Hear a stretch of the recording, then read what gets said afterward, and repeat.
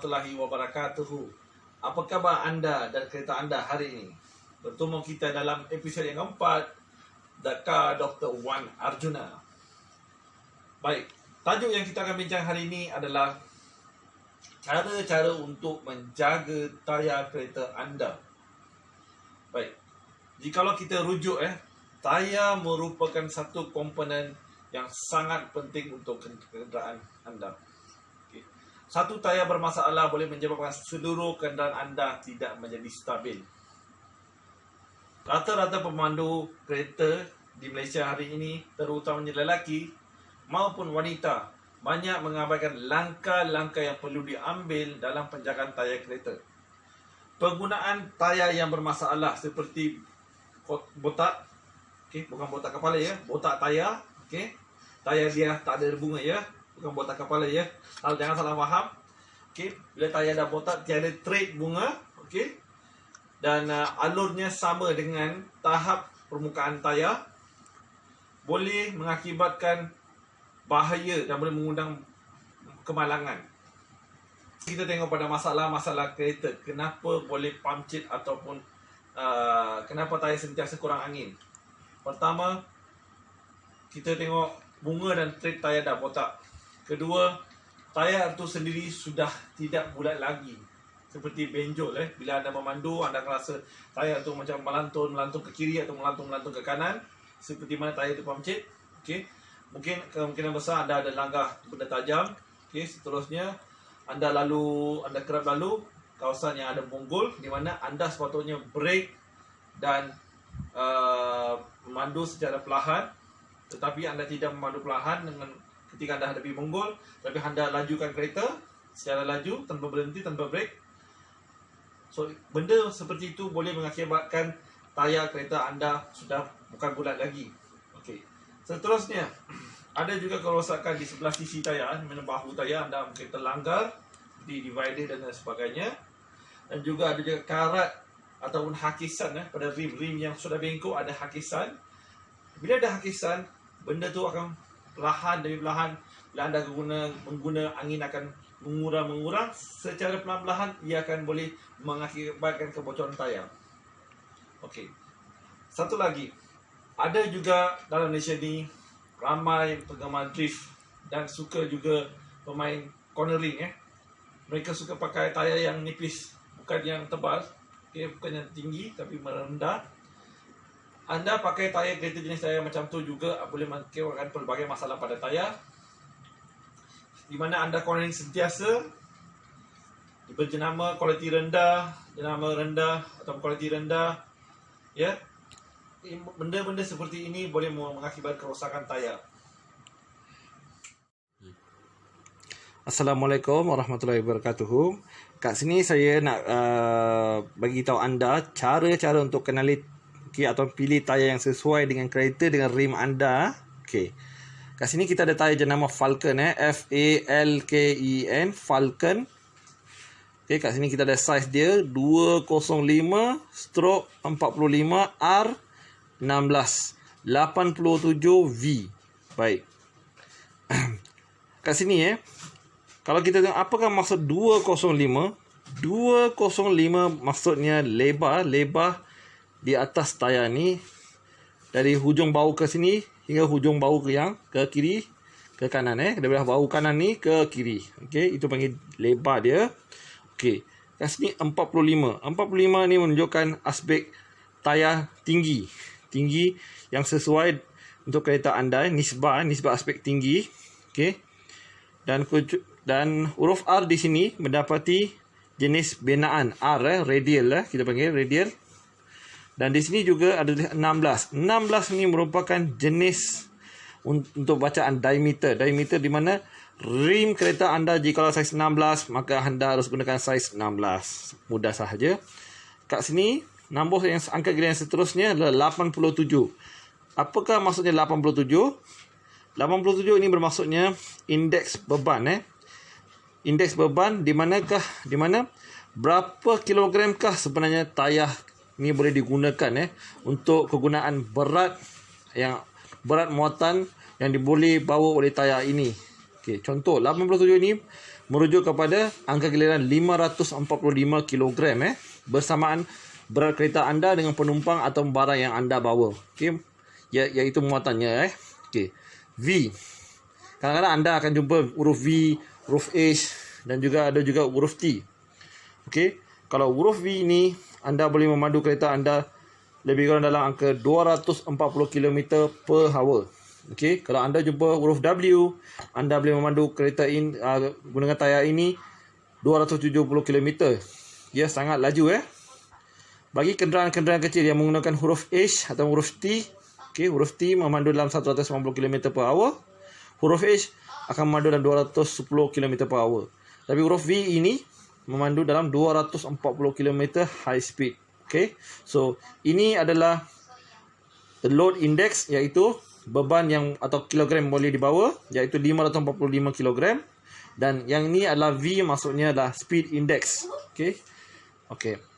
Selain daripada itu, anda juga satu lagi cara untuk mengetahui adakah tayar kereta ini baru ataupun lama ataupun second hand. Okey, anda boleh dapati tayar ini pada angka huruf seperti R8, radial 8 VN. Dalam kurungan besar ni terdapat 1218 1218 ni sebenarnya terbahagi kepada dua angka. Okey, 22, iaitu tayar ini telah dibuat pada minggu yang ke-12 dan tayar ini dikeluarkan pada 2 tahun 2018 18 ni lah 2018. 12 ni adalah minggu yang ke-12. Jadi maksudnya tayar Falcon ini dihasilkan pada minggu yang ke-12 pada tahun 2018. So, anda harus tahu untuk menjaga keselamatan tayar kereta anda harus tukar tayar setahun sekali. Untuk keselamatan anda, supaya mengelakkan daripada kemalangan dan juga untuk menjimatkan duit anda pada waktu yang sesuai. Anda ada duit, anda ada kos untuk menukar tayar, anda tukar tayar. Okey. Jadi anda harus fikir nyawa anda lagi mahal ataupun duit anda yang lagi mahal. So, atau keselamatan anda lagi mahal. Baik. Kat sini kalau anda tengok 2018 memang memenajatkan sekarang dah tahun 2020. So, tayar ini sudah pun berusia 2 tahun. Okey. So, anda juga harus mengamalkan sikap hemat tinggi. Okey, sikap hemat tinggi. So, adalah memeriksa tread tayar, iaitu pertama, kedua, ketiga, keempat, kelima. Okey, jika anda dapati di tengah-tengah ni di tengah-tengah ni meninggi. Sini rendah dan sini meninggi. Okey. So, bila yang antara tiga dengan yang pertama ni rendah, yang ketiga ni masih meninggi, maka tayar tersebut tidak boleh digunakan lagi.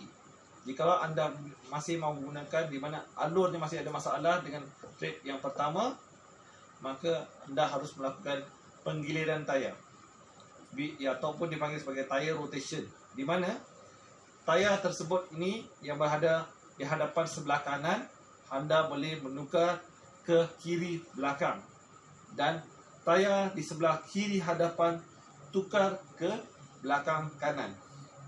Dan ini dapat menjimatkan kos anda sementara anda simpan kos untuk menukar tayar dan sebagainya. Dan jangka ayat tayar tu dapat anda gunakan sementara. Baik.